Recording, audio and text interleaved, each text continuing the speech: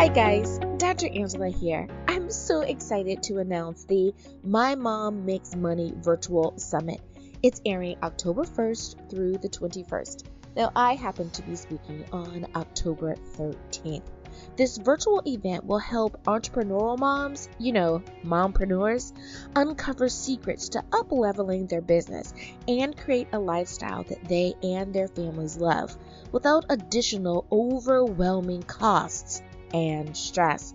Now, it is the only summit of its kind launching in October that focuses on moms in business and their specific home and business needs by bringing together 21 professional experts as well as life experts like me who share their insider tips and strategies.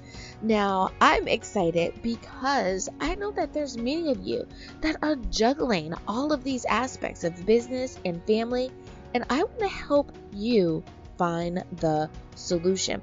Now, included in this summit will be practical tips and strategies to manage your mindset and advance your personal development. Actual business tips to help you streamline your processes and get better results in less time. There's home and work balance tips and strategies, something I'll be talking about. Relationship advice so you can have fulfilling relationships with your significant other and children, as well as steps for moving forward in confidence, hope, and joy. Something else I'll be touching on. Now, I love the intention of this summit, and I hope that you'll be able to join in for this free online summit. Again, it airs October 1st through the 21st. I speak October 13th. Best of all, you're going to receive one expert interview each day directly into your email. So, how do you attend? Simply sign up. Go to drangellachester.com. That's drangellachester.com. I want to make sure that you not only get signed up for the summit, but that you receive the link and the promo code to my free gift. I can't wait to see you level up.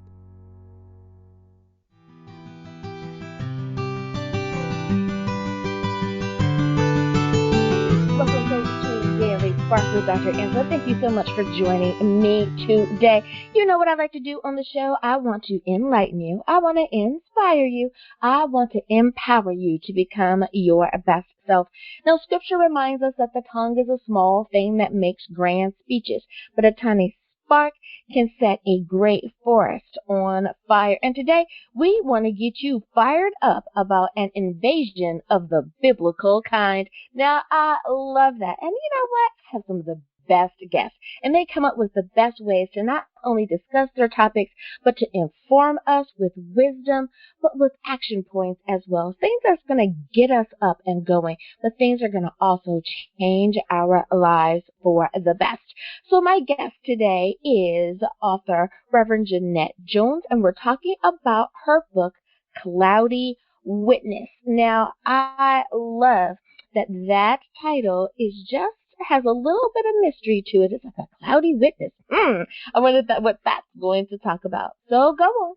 Get comfy, get cozy, get your coffee or get your tea, because we are about to get started. Good morning, Reverend Janette. Thank you so much for being on with me today. Good morning. I am so glad that you are here with me today. I can't wait to talk to you about your book. But before we do, I always love to give our authors an opportunity to kind of introduce themselves to those of our listeners who are unfamiliar. So if you would, question number 1 always is, who are you? So Reverend Janette Jones, can you tell us who is Janette? Yes, so I am an ordained elder in the African Methodist Episcopal Church here in Omaha, Nebraska. And I have been situated in that church for well over, I would fathom, 20, 25 years. Started out in the Sunday school as a teacher. My kids grew up in the Sunday school. They graduated, went on, and I became superintendent. So I've been involved with the church we've been here since since 2080, since 1981. And so I've been involved in the church ever since. And I recently I haven't been ordained that long. I think 2014 was when I became an ordained minister. But I've been a teacher, Sunday school superintendent, singing the choir, pretty much everything in the church. I said back then except preach, but now I preach. Yeah, so well, I love it.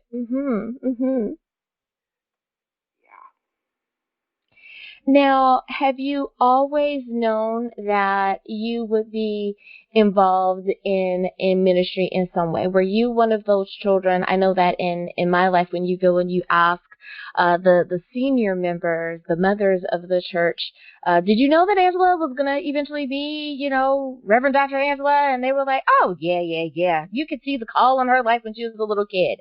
Did you know from a very young age that you would go into ministry, or did you find that just through a series of events, God placed the calling on your life a little later? It was a little later, even though, I'm from the South, from North Carolina, and you know how we go to church with our grandparents. So I was always on my grandmother's heels in the church.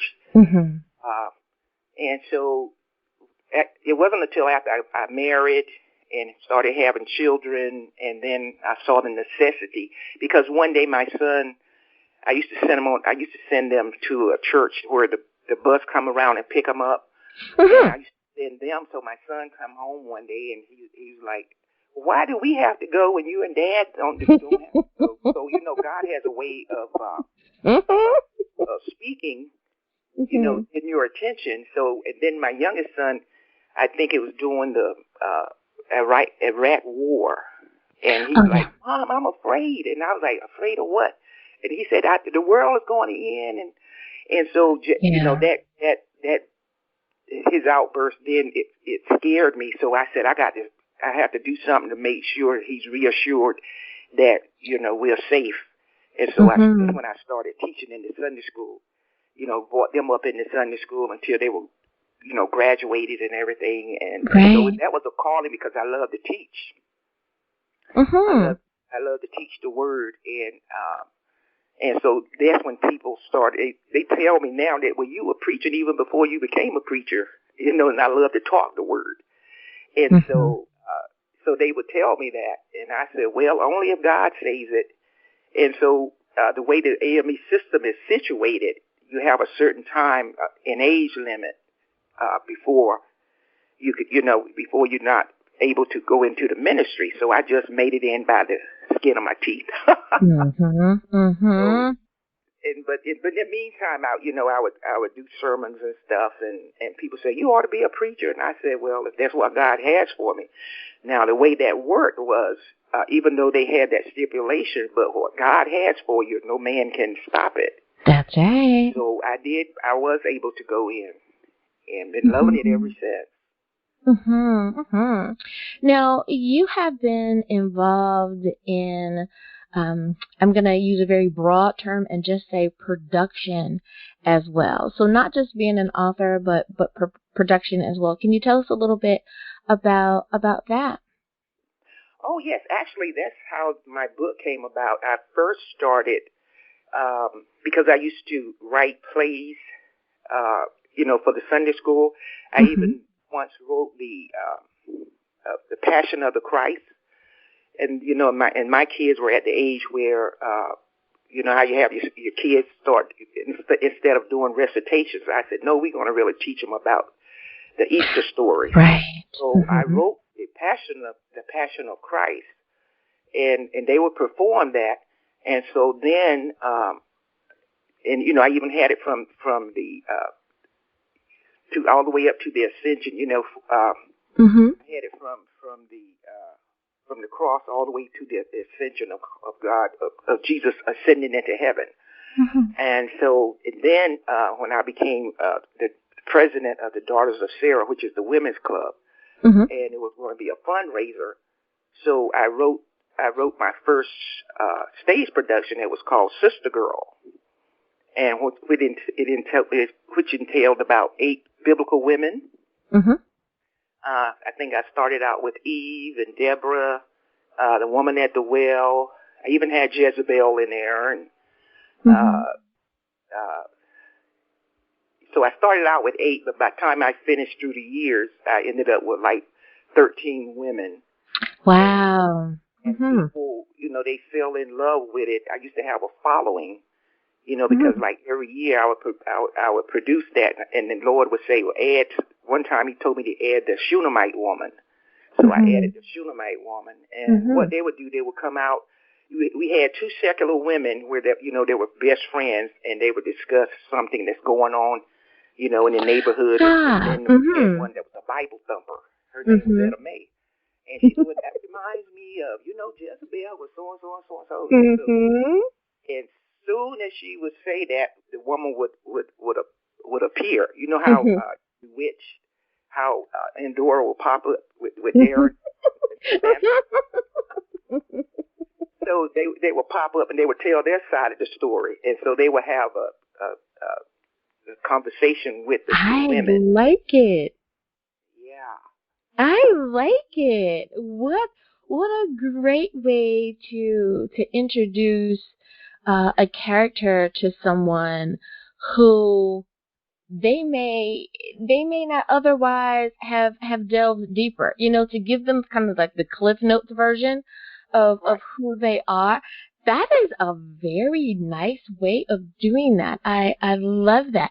You have just given me an idea. I am the elder over evangelism in my church, and what a great little way of having like a little commercial, if you will, just to incorporate that into the worship, or a great little way to segue from breakfast to the main service, of having these little, that is amazing. Look at God. You telling me about what you did, but at how we could, when the church doors open again. That is an amazing way to do that. I love that.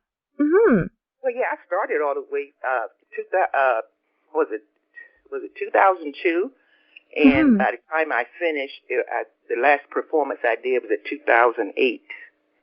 Okay.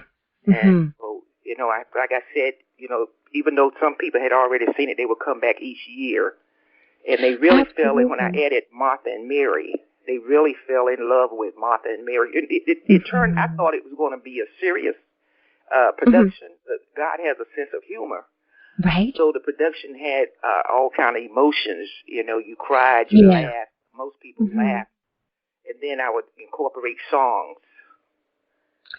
That is just beautiful. What a great way to educate, and to be a witness as well. I love that idea. What a great way. I'm so glad you were able to share that, and you're able to share that now. Someone who's familiar is going to hear that and be like, "Oh my goodness, let me tell you about that." Yes, and you've sparked some conversation with someone. I love it. I love it. Now we have about 2 minutes left in this segment, but I want to ask you before we go to break, and that's about being an author. Is being an author something that was on your list of to-dos, or did you find, yet again, God in His wisdom just said, now is the time for you to put the book out? Yes, in a sense, it was a divine intervention, because what had happened was in 2008, I had a cast member that who had passed away, and she was murdered, and so and she had asked me before she passed away. She called me Lady J. She said, "Lady J, let's do it again." Let's do it again. And I said, "No, I'm not planning on doing it again here in Omaha." And she said, "But I'll sell the tickets. I'll do it." But unfortunately, in between that time, she lost her life. And so I felt impressed to do it in her honor, since she had asked me so heartedly to produce it again. And they hadn't found her killer. So when I talked with her mom and asked her if I could do it in her honor, and she said, "Would you please do it?" And so I did. And then the case was reopened, and eventually they did find who was the killer. That's so good. and then after that, I said, well, I'm not planning on doing the play again. But then the Holy Spirit wouldn't let me rest. So, then he said, okay, well, time to put it in a book. And actually, I had a night vision whereby I was plowing a field with the plow, but I didn't have any oxen or anyone or anything in front of it. I was just plowing the field, and the soil was turning over, that rich black soil. Mm-hmm. Then I looked up to the sky, and I saw a sky full of angels. And then I looked over to my right, and there was a figure sitting on the throne, but they're all done in the clouds. And so, and that's how I come up with the title of the book, Cloudy Witness. I like it. Mm-hmm. Yeah, because he said, just write the book. You know how they say there's a lot of books in the cemetery? Right. You should have written it before you got there. Mm-hmm. Right. That's what I said. I said, oh, this way I could say I wrote that book, So, that's right. And what I did was pick up the same characters that from the stage production, and I just wrote it in the format of them doing the same thing, and I would add, when I added Jezebel, because we know, and then the scripture, Hebrews 12:1, we are surrounded by such a great cloud of witnesses. Mm-hmm. So the cloudy part plays two meanings. One is that I was thinking about the clouds of that night vision, and then with the biblical ladies, like Jezebel and Eve, that's kind of cloudy, because we know the witnesses that he's talking about in the book of Hebrew are the ones, up in Hebrews 11, Abraham and Isaac and all of those that were witnesses of who God is and who Christ is. Mm-hmm. So, in a sense, it says it's a cloudy witness. So the witnesses are kind of cloudy. I love the concept. I love how God is, like you said, he's so imaginative and how he comes to us or appears to us or speaks to us. It's always a beautiful way. But what I love the most is that he can come to us in a way that's very personal for us, that speaks volumes to us, but he will give us an interpretation enough that it becomes readily seen by others as well, even though they may not understand it the way that you understand it, the way that we would understand it personally, but they have their own understanding, and it's still a good thing. So I think that is awesome, because my initial thought was that, how God reveals stuff to us. And sometimes, as we learn and we go from being like a babe in Christ, being a very new believer, to become a more mature believer, sometimes it's foggy. It's a little, we don't see it all, but we know that our truth is that the Lord saved us, and that's all that matters. So even in my understanding, it was still like, this is going to be awesome, just looking at the title alone. Your explanation is even better. I love it. Mm-hmm. And thank you so much for explaining that to us. So, Reverend Janette, it is time for us to go to break. But before we do, if you can you remind everyone, what is the title of your book? Where can we get a copy? And how do we stay in contact with you? Yes, the title of my book is Cloudy Witness, and the subtitle is Blessedly Assured. It is available on any major book lines online, and there's also a sequel. I wrote the sequel to it, and it's entitled Finding a Happy Medium, the sequel, and it picks up where Cloudy Witness left off. Gotcha. Alrighty, listeners, now you know where you can get a copy of the book. We'll be back right after this.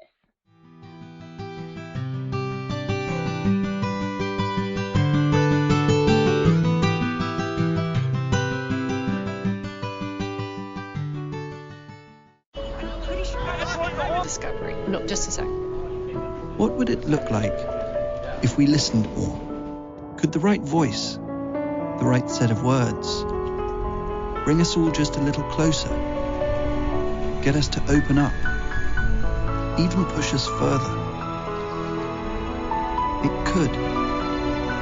If if we took the time to listen. The most inspiring minds, the most compelling stories. Download Audible and listen for a change.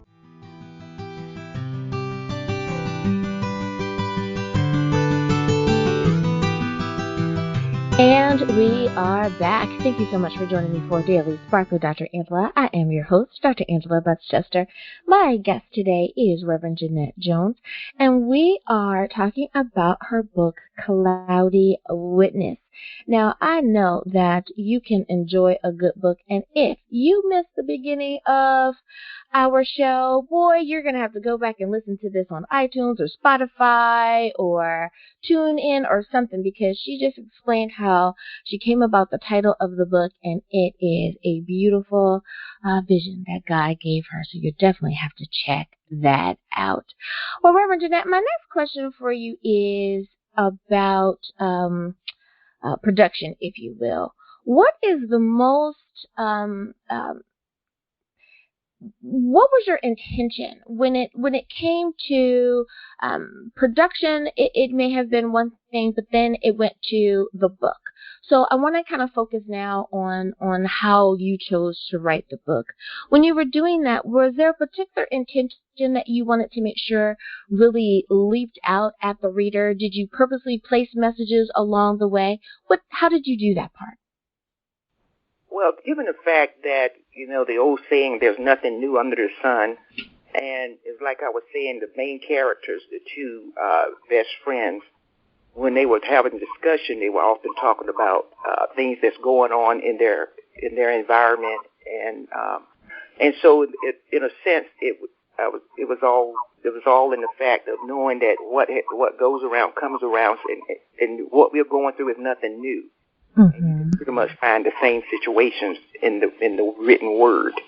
And so this is what Etta Mae would convey to her best friend, Tanika, because she was a novice. In other words, Etta Mae was her what you might call scholar. She would explain the written word to her best friend. And then, like I was saying, that those characters, such as Eve, so Eve would eventually pop up and tell her segment of what happened in the garden. And so each lady, they even had an encounter at a mall with Jezebel. So like I said, it's a seed, and it turned out to be comical. Like I said, God does have a sense of humor. Mm-hmm. And so that people were able to laugh, and they were able to. Right. And I had some to say, well, I'm going back home and read that story again, because I didn't understand it when I read it, but now I get the gist of it. Mm-hmm.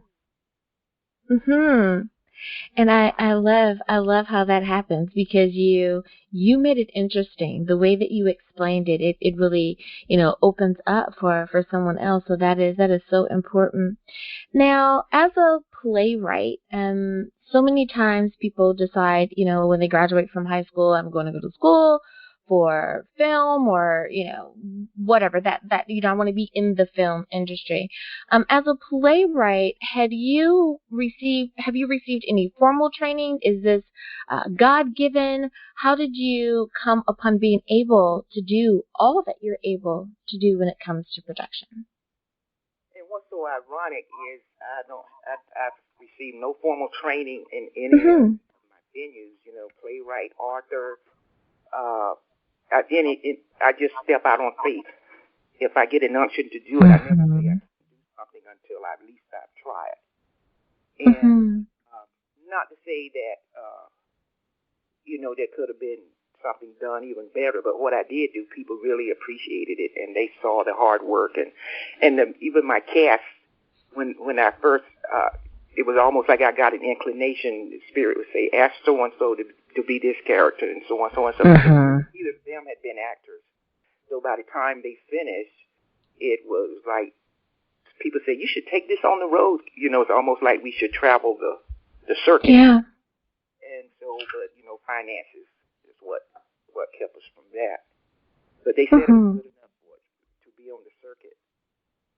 So That's amazing.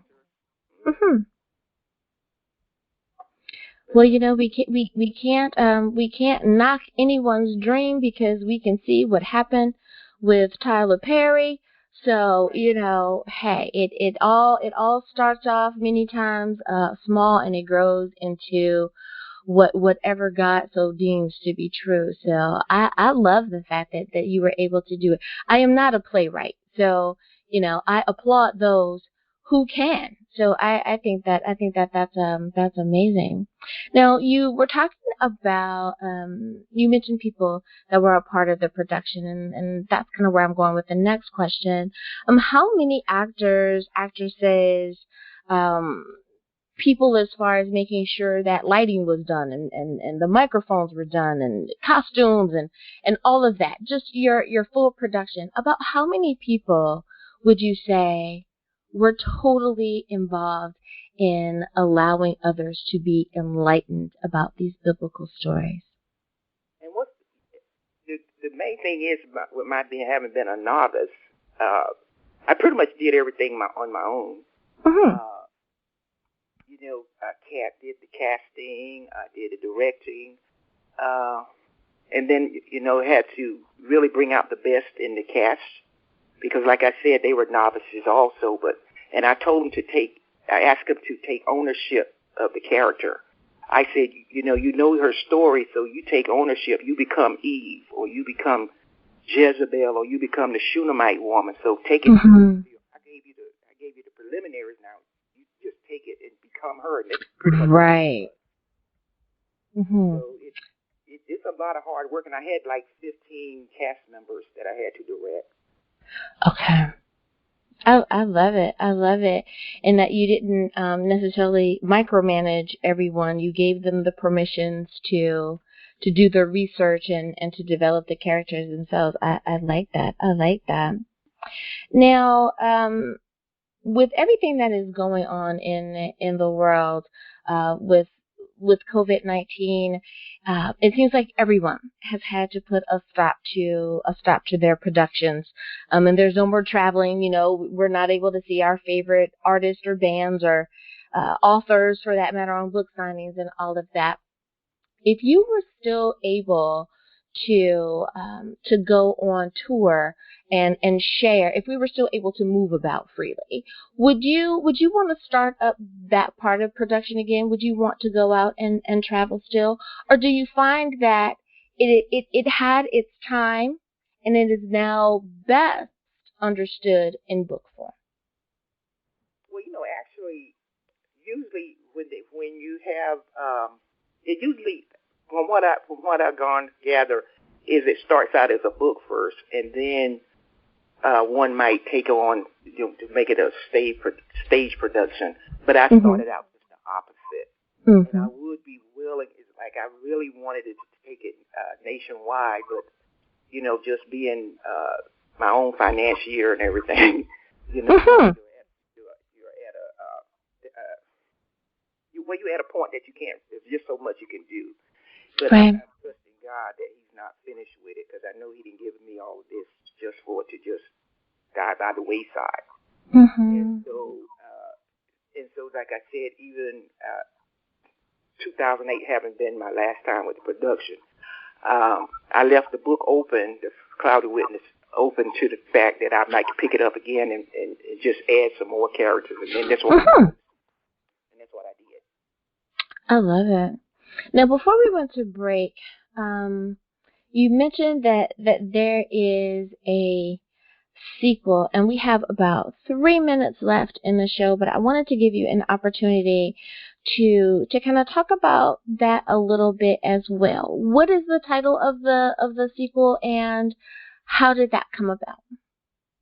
Yes, well, we know that the nation was caught up in the phenomenon of talking to mediums for a while, and like I said, I had left the Cloudy Witness, the end of it open, so in case I wanted to pick up where I left off, and so which I did. In fact, I just published that in 2018, and it's called Finding a Happy Medium, and once again, it's a play on words. know how I picked up the Witch of Endor, in the book of Samuel. Mm-hmm. How Saul went to talk to Samuel, so I included her in the book. But it picks up where the characters of Cloudy Witness left off, because people say, like, well, what happened to so and so, and what happened with this, and so it left them wondering. And so then I decided to just go ahead and just finish the series. But it's a play on what God says about talking to mediums and psychics and so forth. I even included Bathsheba and David and some other characters. I love it. And good books that have sequels are even that much more wonderful, because you go, oh my goodness, so what happens? I want more. And then you find out there's a book 2, and it's like, great. Thank you so much. It's like when you have, really great food, you want that second helping. Even if it's just a little bit, you want a little bit more. So I love it. I love it. Well, Reverend Janette Jones, I want to say thank you so much for spending time with me here on Daily Spark with Dr. Angela. I have enjoyed my time with you, and I think that my listeners have enjoyed learning about your book as well. So before I let you go, if you would please, can you remind everyone one last time, what is the title of your book, where can we get a copy, and how do we stay in contact with you? Yes, the title is Cloudy Witness, a Blessedly Sure subtitle. And it's available from Amazon and all your major book lines online, and also on my website, which is JustJan, JUSJAN entertainment.com.